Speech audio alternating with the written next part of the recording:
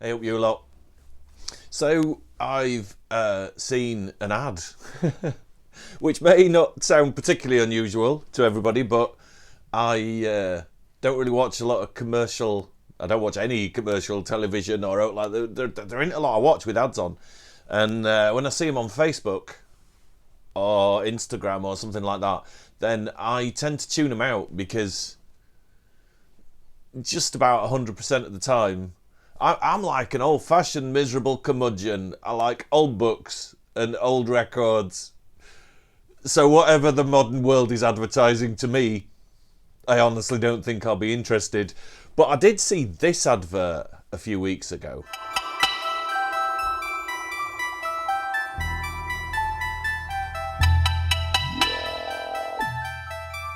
And I did scroll past it a few times. I must admit, I was like, advert, not interested. And then the more it popped up, the more I was like, actually, what is that? Because that's a really cool image. So I clicked on the link, and it told me about a wonderful LP that's just come out called Paura, which I think roughly translated means fear, doesn't it? It's definitely in the Italian title of City of the Living Dead. And I know in Italian that's Fear in the City of the Living Dead, isn't it? I think. I should have Googled it. So, yeah. They've right, I just need to say, they've done the standard LP before I start talking about it. And they've done a gorgeous special edition box set, which is considerably more expensive.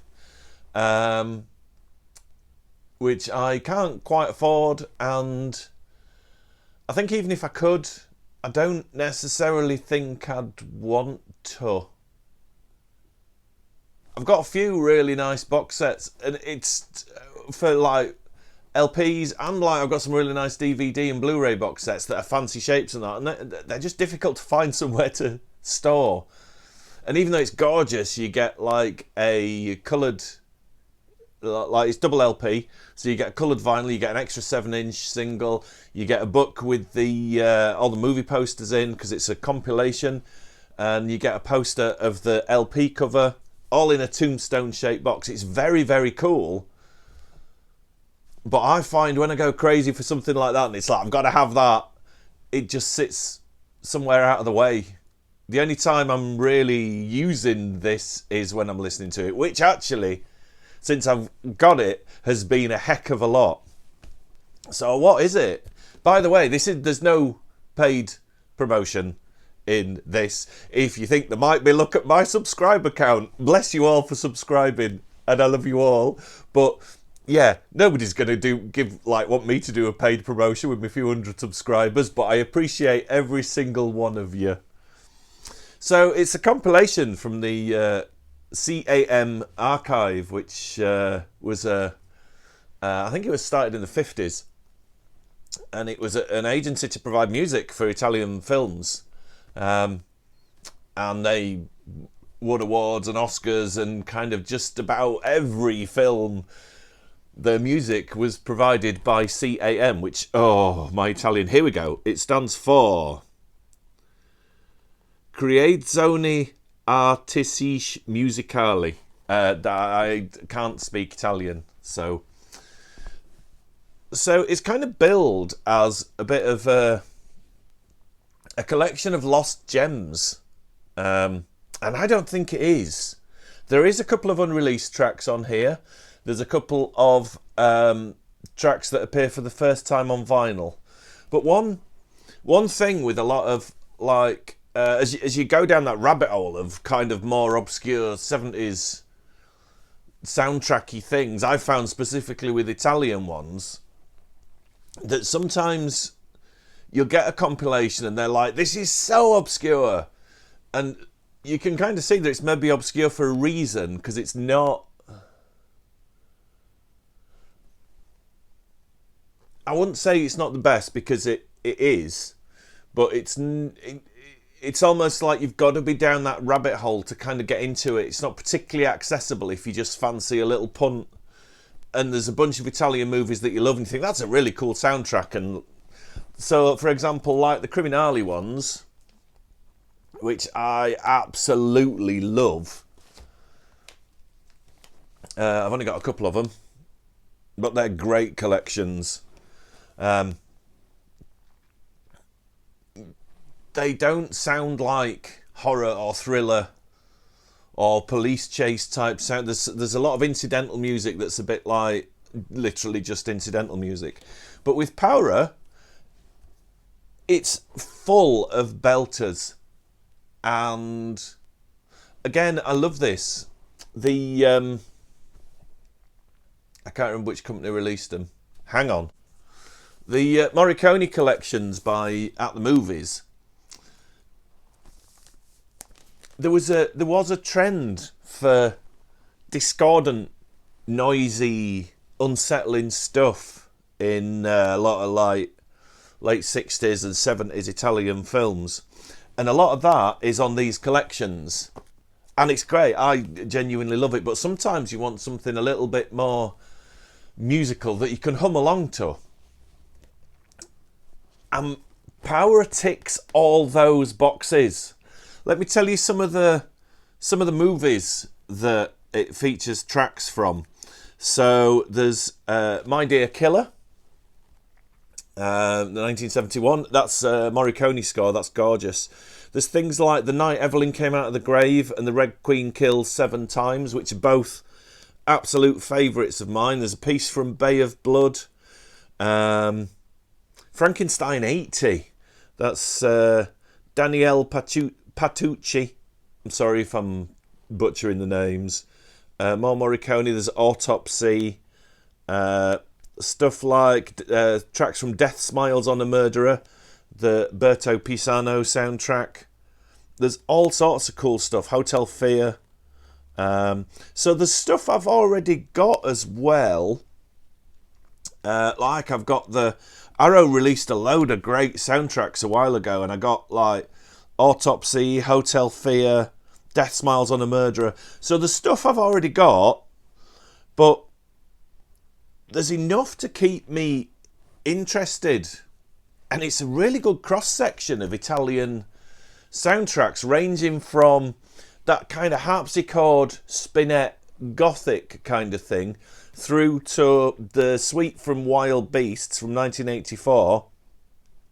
It's very synthy, and so it goes from that kind of Bava Gothic through the Giallo era, and then into almost like the Video Nasty era. It's very, very, very cool.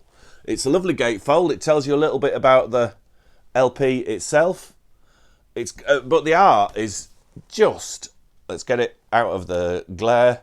And it's kind of like the more you look at it, the more you see more kind of films that you know, but it's not actually any films that you know. It's such a clever central image that sums up so many like Italian horror movie posters. It's brilliant.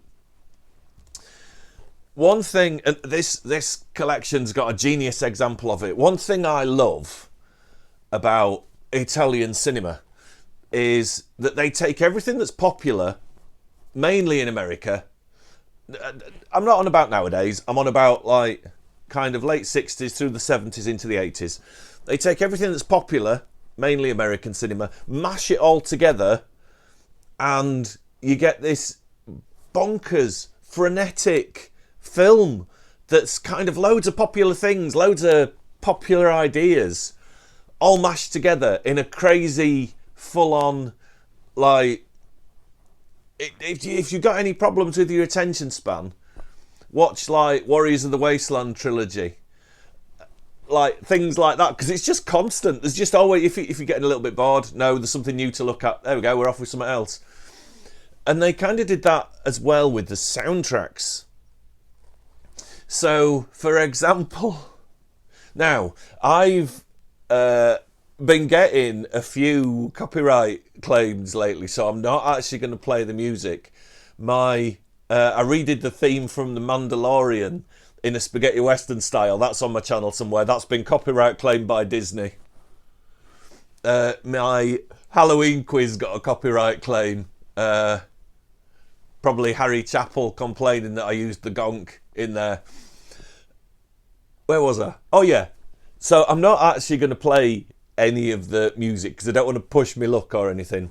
But I will put links to two of the pieces of music I'm talking about in the description. One I found on YouTube, one's on Spotify. So have a look in the description.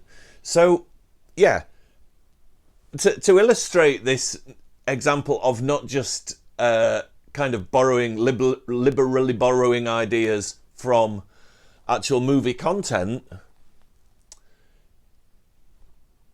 there's a song in Paganini Horror which is desperately familiar, and I have honestly no idea how that wasn't kind of a massive lawsuit. I've got the Paganini Horror LP. It's a lovely double LP, and it's even on there. So have a look in the description. It's so funny. So soundtrack composers would just rob popular things, and there's a piece from a movie called Sex of the Devil from 1971, which I haven't actually seen. I don't know that one, unless I've got it under an alternate title. It's not The Sexorcist, is it? I've got that one. Might be. I'll have to have a look at it. Might watch it this afternoon.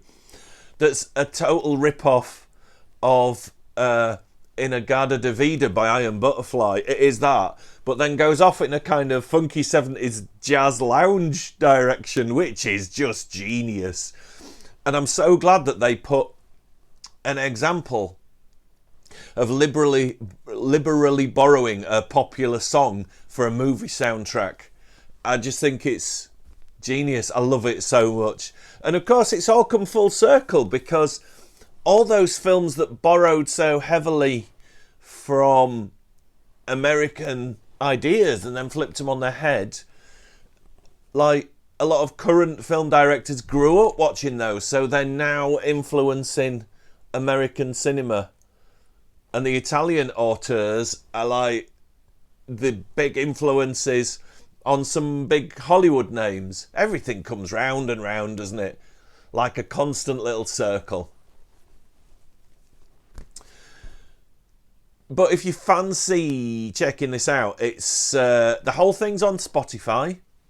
The link to the one from Sex of the Devil, that's a Spotify link. So you should be able to find the full album from that. And it's just a really nice, approachable example. They've not picked anything too discordant or kind of inaccessible. You get the, like I said, you get the kind of harpsichord, spinet type gothic thing. You get the lilting, gentle giallo themes with, it's normally Eda Dell'Orso that kind of sings over the top a melody, but not with any words. I do love that. I genuinely love that in Italian soundtracks. That to keep it okay for American audiences, there's kind of songs that are sung but with no lyrics. It's just da da da, and like it just makes it's not something I've really come across in another genre from another country, but it just sounds so beautiful. But you will, if you're interested in Italian cinema, you'll probably know a lot of the films. But there's also enough new stuff that I haven't really heard to keep my interest, and that's, for me, that's absolutely brilliant. Having like, it's almost kind of mixed with things I already love and new things. It's kind of a lovely way to be introduced to new music. So I would recommend it. Like I said, it's not a paid promotion. I think it's absolutely gorgeous. It's currently on Amazon it's a double LP as well. The standard is just on black vinyl. It's only the special edition that's on coloured vinyl. And it's round about 30 quid on Amazon at the minute, which I don't think is bad for a new double LP that's quite niche. But if you don't want to get the LP, Like I said, it's out on CD, but it's on Spotify. So you can listen to it for now and see if you fancy it. So I'll leave it there for this week. Just a short one. There's no what Victor's been up to. I'm kind of leaving him be. He doesn't like fireworks. It's the first bonfire night I've had him for. And he really didn't like the fireworks. So maybe next Sunday's vinyl video will feature a bit of Victor. In the meantime, you lovely lot, if you fancy joining me for some book chat, that'll be on Wednesday, or if you're just here for the records, that'll be again next Sunday. Thank you for watching, and I'll see you in the next video.